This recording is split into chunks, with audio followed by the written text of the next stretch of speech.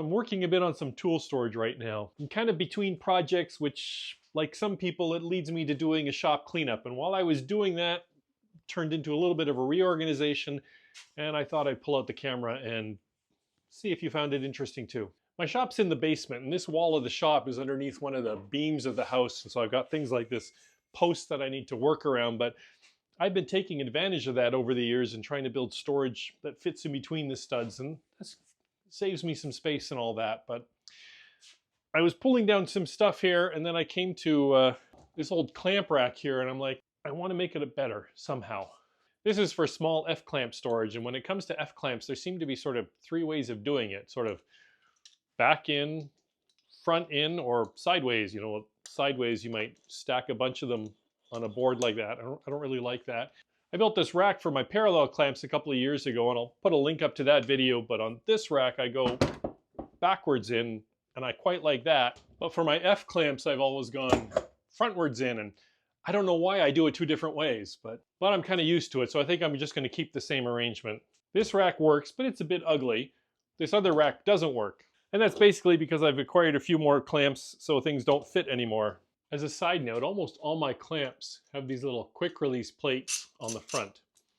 But then about a year ago, I got a couple of clamps sent to me by one of these Chinese companies, and they had the plates on the back. And I lived with that for a while, but it drives me nuts because you grab a clamp and your muscle memory is used to doing things one way, and then you grab one of these and it's like, well, it's not there. So I'll either give them away or just stuck them in a back corner. I've also got some of these little Bessies which don't have any release plates at all. They just sort of grip by friction, but they don't frustrate me like these do. First, let's get this one down. And I think I want to take this one down also. So I think this is just snowballing into a bigger job. I think I like the positioning, so I'm going to mark on the studs here so I can put this back in the same place. Back when I was working on these racks, I learned that you really probably should not use solid wood to support them because you're cutting all these notches in and you're cutting across the grain, which means you'll have all these little pieces that'll just split out. So you really should use plywood. And I've lived with plywood up here for several years, but I do want it to look better. So I'm thinking I want something about 4.5 inches wide, thereabouts. So I've prepared some pieces of plywood that are 4.25 inches wide, and then I have some similar pieces of oak.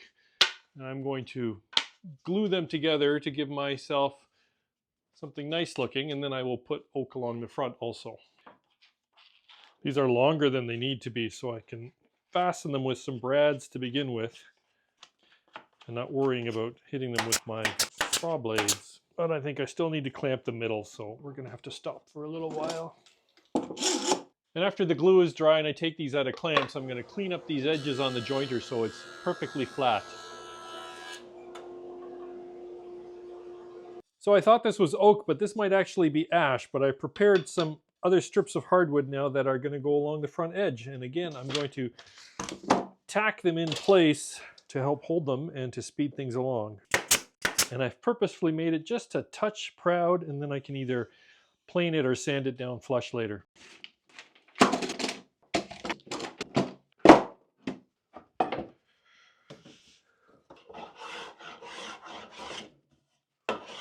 I then cut these to precise length on the table saw so they will fit in between my studs. So now I'm going to cut a set of regularly spaced notches in here, so I'm going to mount my 1/4 inch finger joining blade in the table saw. And in search of ridiculous precision, I think I'll break out my finger joining jig. And I've got a test piece which is not going to fit. So I'm not going to be using my finger jointing jig. So as I'm sure you understand, I had to do a little bit of regrouping there. Since the super precise jig is off the table, I've just fallen back to making a spacer and drawing lines on the board. The slots are going to be 1/4 inch thick, and I want 7/8 inch between each slot. So I've cut myself a little spacer that is 1 1/8 inches. And I'm just drawing a series of lines, and that's where I will cut my slots. and it's going to be fine. I'm putting the spacer so it just covers the pencil line each time in order to be keep it as accurate as possible and not creep along. And adding a little scribble to make sure I always do the cut on the correct side of the lines.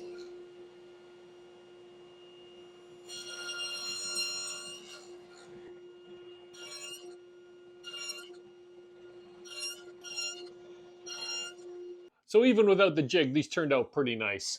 And afterwards, I added on some little oak legs here for attaching it to the wall, and then I put on a nice coat of shellac for some protection. And one on-the-fly change I made is that I reoriented it so that the oak that I laminated on is on the bottom of the piece. So I hadn't really thought this through. I put the oak on one side, I assumed that would be the top, but then when I'm holding it up here, I realized these go way up, and not only that, but they're angled up a bit. So I'm going to see the bottom. So I'm like, why don't I make that the pretty part? In hindsight, I kind of wish I'd laminated some solid wood top and bottom so that no matter which way you look at it, it would just be looking nice. But again, you still need to have plywood as the core. Next, I'm going to drill some pilot holes. Now I'm going to line it up with those pencil marks that I made earlier so that this one will end up in pretty much the same spot it was before.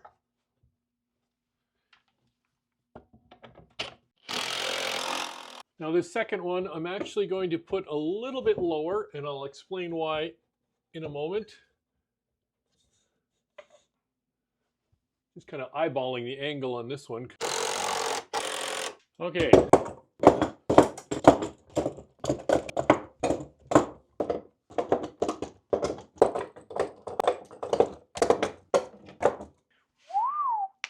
And just to remember, this is what used to be here. You know, this piece was definitely very rough looking. This one, I mean, for plywood, it looked really nice, but they both had just rough scrap plywood on the legs. So just something like having oak here on the edge, I think, just cleans it up. But I really like the whole unified look of it. I like it, but we're not done yet. I also have just a few F-clamps that are extra long. And for those, I had this bar way up high, so I could stack them up and out of the way.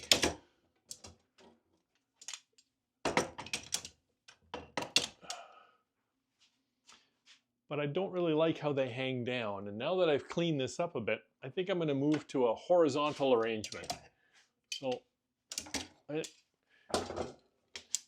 these do not get used very much, so something up and out of the way is good, but I think I'm going to go like right up along here maybe with something. And that's why I put this shelf a little bit lower so that there's a bit of room for that. So first that comes down. Now I have a clear field to work with. So I think I'm going to maybe attach something underneath the beam here that this can rest on. Just a simple hook affair, but it all goes to making the shop just a little bit nicer looking. So I need some sort of bracket to hold these.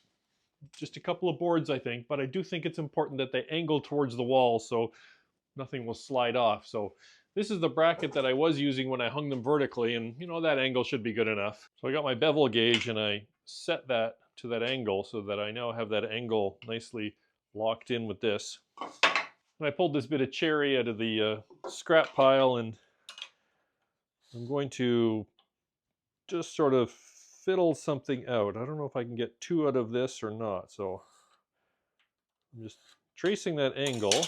But the first section of the bracket needs to be straight so that it's there. So it's going to go like this and then up.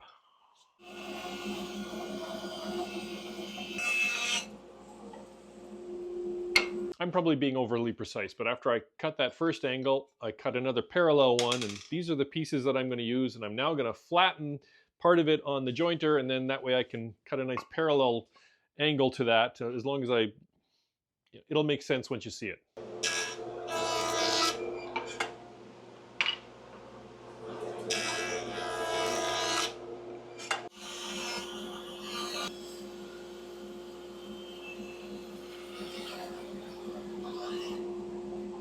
So I hope that made sense. What I did there was I cut this angled piece, but I wanted the first part to be flat so it could tuck up under the joist and then it would go up at an angle like that. So again, probably a little bit over-engineered for what I need, but that's what I want to do.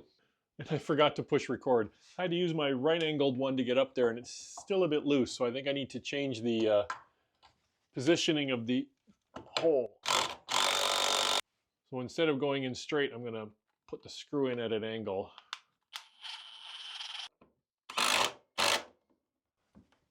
And that's good and solid. So we do that with the other one quick.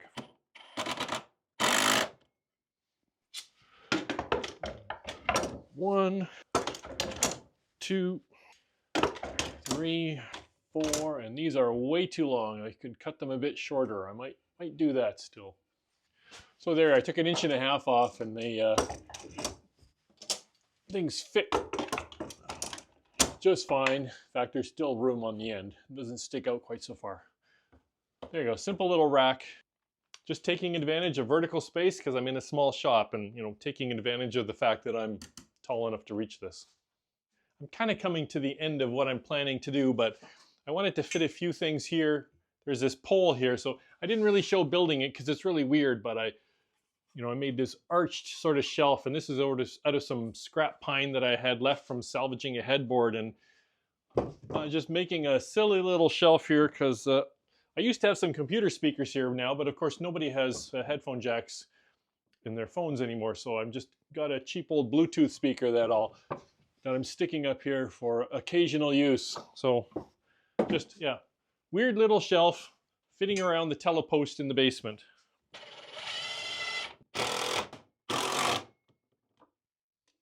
So like I said, I don't think any shop is ever completely finished being organized and reorganized, but I think this is where I'm going to wrap it up. I've got my F-clamps are all reorganized, and I even did a little bit over here, and I still have all this that I'm not sure what to do with. So I think that's a good time to stop, and I'll just live with things for a while.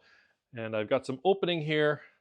I know I could maybe use a place to store tape measures because they tend to wander around, and I'm just going to have to use the shop for a bit and all of a sudden think, oh, that should go there.